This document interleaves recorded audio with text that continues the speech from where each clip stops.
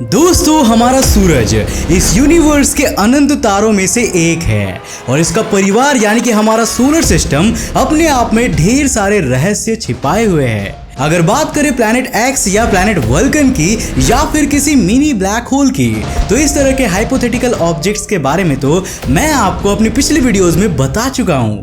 इन objects को आज तक किसी ने नहीं देखा है और यही इनके रहस्यमयी होने के कारण भी है। लेकिन क्या आप जानते हैं कि सोलर सिस्टम में कुछ ऐसी भी चीजें हैं जिन्हें हम फाइंड कर चुके हैं, लेकिन फिर भी ये हमारी क्यूरियोसिटी के पीछे का कारण बन चुकी है। मैं दावे के साथ कह सकता हूं कि आज के इस वीडियो में मैं आपको सोलर सिस्टम के जिन 5 चीजों के बारे में बताने वाला हूं, इससे पहले आप लोगों ने उन चीजों का नाम तक भी नहीं सुना होगा। जी हाँ, अब इस बात पर इस वीडियो को बिल्कुल लास्ट तक जरूर देखना, क्योंकि ये वीडियो आपकी क्यूरियोसिटी को नेक्स्ट लेवल पर पहुंचा देगा।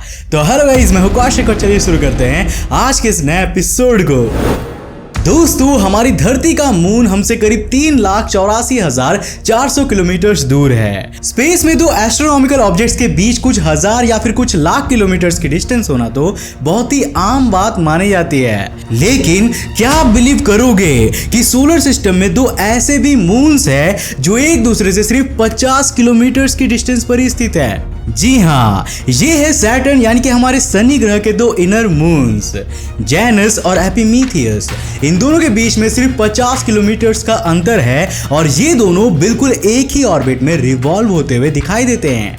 एक दूसरे के साथ इतने करीब होने के कारण ये दोनों एक अजीब सी ग्रेविटेशनल रिलेशनशिप में फंसे हुए हैं। आपने देखा होगा कि दो बेस्ट फ्रेंड्स एक दूसरे के कपड़े, जूते और दूसरी चीजें भी शेयर कर लेते हैं, लेकिन ये दोनों मून्स तो एक दूसरे की ऑर्बिट तक को शेयर कर लेते हैं। मतलब जब ये ऑर्बिट में एक दूसरे के करीब आने लगते हैं तो ये अपने आप अपनी ऑर्बिट्स को स्विच कर लेते हैं।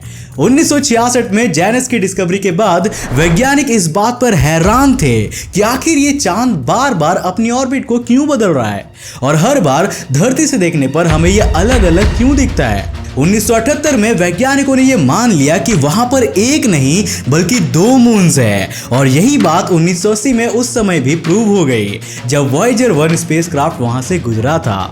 आपको बता दूं कि इन दोनों मून्स के आसपास के एरिया में काफी मात्रा में डस्ट पार्टिकल्स भी मिले हैं, जो इस बात की ओर इशारा करते हैं कि पहले ये दोनों मून्स एक ही हुआ करते थे, लेकिन किसी ऑब्जेक्ट के इनसे टकराने के बाद ये 2 भागों में टूट गए थे। अब बात करते हैं 90482 ऑर्कस की।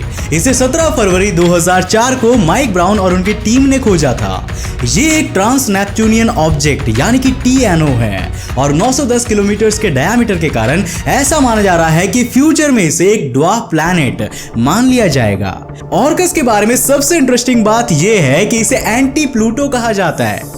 जी नहीं, ये प्लूटो के खिलाफ जंतर मंतर पर कोई धरना नहीं करता है, बल्कि यहाँ स्टोरी कुछ अलग ही लेवल की है। एक तरफ तो ऑर्कस काफी हद तक प्लूटो की तरह दिखता है, तो दूसरी तरफ ये हर काम प्लूटो से बिल्कुल उल्टा करता है। दोनों की ऑर्बिटल स्पीड करीब करीब एक सी है। प्लूटो को सूरज का एक चक्कर लगाने में जहां 247.9 ईयर्स लगते हैं, तो ऑर्कस को 245.1 ईयर्स लगते हैं। ऑर्कस की सूरज से एवरेज डिस्टेंस जहां 39.174 एस्ट्रोनॉमिकल यूनिट है, तो प्लूटो की सूरज से एवरेज डिस्टेंस 39.527 एस्ट्रोनॉमिकल यूनिट है। ये दोनों ही नेपच्यून के साथ 2:3 के रेजोनेंस में घूमता है। इस तरह हम ये कह सकते हैं कि इन दोनों की ऑर्बिट्स काफी हद तक एक सी है, लेकिन ये दोनों अलग अलग फेज में सूरज को रिवॉल्व करते हैं। मतलब जब प्लूटो सूरज के सबसे करीब होता है तो ऑर्कस सबसे दूर होता है, और जब प्लूटो सूरज से सबसे दूर होता है तो ऑर्कस सबसे करीब होता है। वैसे आपको बता दूं कि ऑर्कस की सरफेस पर काफी ज्यादा मात्रा में वाटर आइस क्रिस्टलाइन फॉर्म में प्रेजेंट है। इसकी सरफेस पर अमोनिया और मीथेन के होने की भी बात कही जाती है। ऑर्कस पर प्राचीन समय में एक्टिव जियोलॉजिकल एक्टिविटीज होने के सबूत मिलते हैं, जो हमें हमारे सोलर सिस्टम और खासकर ट्रांस नेपच्यूनियन ऑब्जेक्ट्स के फॉर्मेशन के बारे में स्टडी करने में काफी हेल्पफुल है। अब केवल इतना ही नहीं, ऑर्कस का एक मून भी है जिसका नाम वैंथ है। इसका डायामीटर करीब 475 किलोमीटर का है। प्लूटो के मून सैरन की तरह ये भी ऑर्कस से करीब आधी साइज का है। वैसे क्या आपको नहीं लगता कि अगर 940 किलोमीटर डायमीटर वाले सीरिस को ड्वार्फ प्लैनेट का दर्जा मिल चुका है तो 910 किलोमीटर वाले ऑर्कस को भी ड्वार्फ प्लैनेट होने का सम्मान डिजर्व होना चाहिए? आप क्या सोचते हो? हमें नीचे कमेंट करके जरूर बताना। अगर आप इस बात से राजी हो तो कमेंट्स में लिखो #I support ऑर्कस।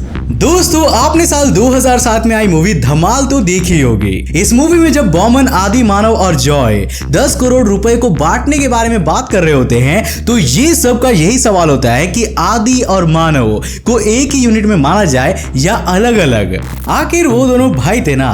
कुछ ऐसी ही कहानी मार्स और जुपिटर के बीच एस्ट्रॉइड बेल्ट में प्रेजेंट एक एस्ट्रॉइड 90 एंटियोपी की है। इसके नाम में आपको जो 90 लगा दिख रहा है ना, यही असल में फसाद की जड़ है। दरअसल एस्ट्रॉइड के नाम से पहले लगा नंबर उसके खोजे जाने का नंबर होता है। मतलब कि 1 वाला सबसे पहले खोजा गया था और 2 वाला उसके बाद में। ऐसा इस हिसाब से एंटियोपी हमारे सोलर सिस्टम का 90th नंबर पर खोजा गया एस्ट्रॉइड हुआ।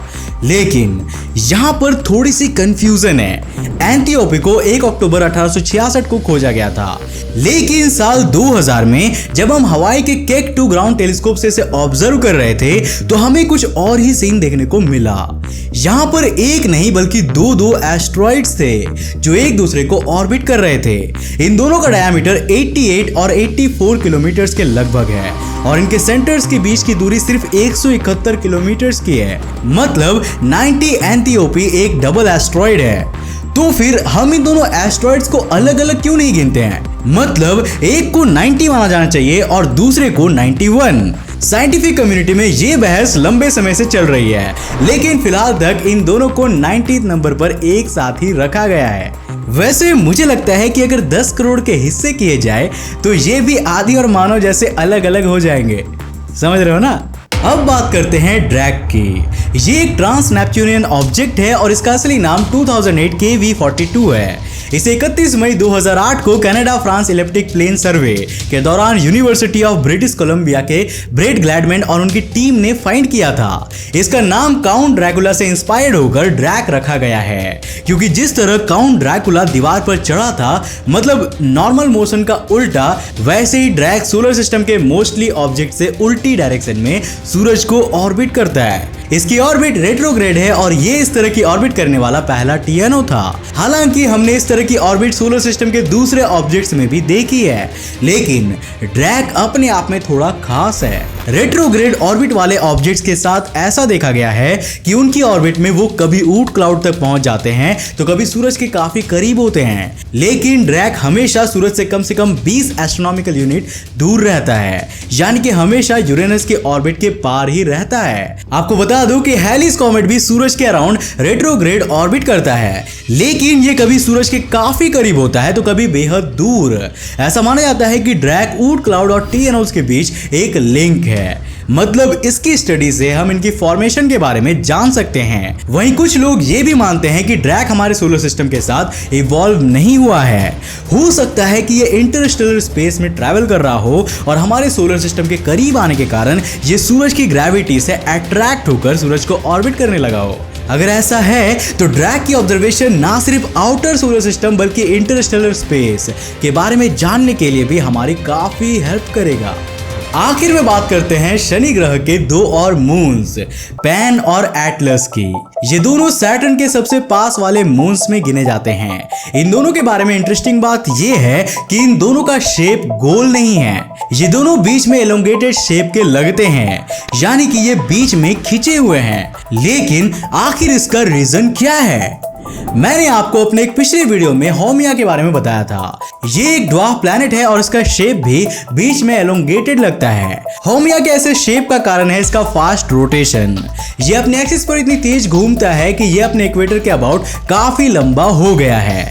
लेकिन अगर हम सेम रीजन को पैन और एटलस पर अप्लाई करें तो ये दोनों मून्स फास्ट रोटेशन नहीं करते हैं। एक लंबे समय तक वैज्ञानिक इनके मिस्टीरियस शेप के बारे में कंफ्यूज थे, लेकिन हाल ही में यूनिवर्सिटी ऑफ पेरिस में की गई कंप्यूटर सिमुलेशन से एक नई थियरी सामने आई है।